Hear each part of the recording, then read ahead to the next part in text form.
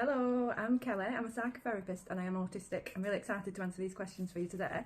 So the first question I have is, what's the biggest myth about therapy, in my opinion? So I think off the top of my head, one of the biggest myths I would say is that therapy is all about change and that you're going to have to go and work and change pretty much everything. I think this is quite common around men and guys who think that they may have to change things about them. But actually, a lot of therapy is about acceptance rather than change. So obviously there is often some change involved in therapy, but I think the myth is that that's what it's all about when acceptance is a big part. The next question, if you could change one phrase about mental health, what would it be?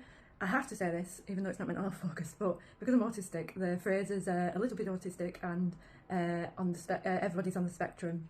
They're the kind of things that I would change. And that's because it's very dismissive, and yes, maybe we would not be autistic if the world didn't expect like this box to be ticked, all these boxes to be ticked. Maybe there is some similarities in people, but there's a spectrum which is narrower than people think, and you don't all meet it. So yeah. What's something that surprised you about your own mental health when you were becoming a therapist?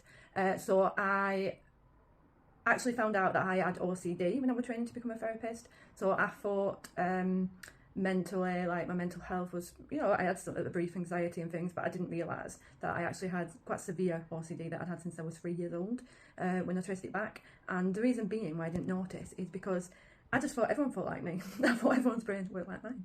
So when I realised, it was such a relief to get some support. And now I specialise in helping people with OCD, which is brilliant because obviously my OCD's at bay, and I absolutely love it. I love helping people reach the same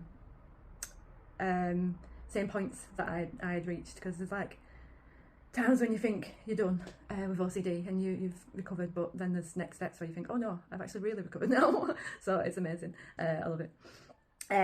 What's the hardest truth that you've had to tell a client and yourself? So without kind of breaching anything, I think that the main thing off the top of my head would be when I have to tell clients that actually their thoughts aren't irrational, they're rational. So the thoughts that people might not like them and things like that, that actually we have to accept. Coming back to acceptance, we actually have to accept that part, and that's tough sometimes, because I think sometimes particularly from a CBT perspective, a lot of therapists may be working towards them stopping thinking that, when a big part of I'm very, very honest, a big part of my process is actually getting the client to accept that maybe people don't like you. There's an amazing book called The Courage to be Disliked. Unfortunately, I can't remember the name of the author, but amazing book on that topic. Yeah.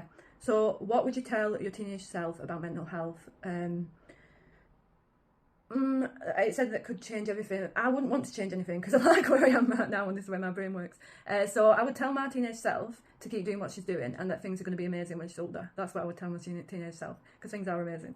And it took me a lot and a while to get here, but I'm here, and yeah, I'm happy with that. So if I changed anything, serendipity-wise, I might not be where I am. So I wouldn't want to do that. If mental health was taught in schools, what would be the first lesson? I think the first lesson would be the science. We're always told what to do, but we're never told why.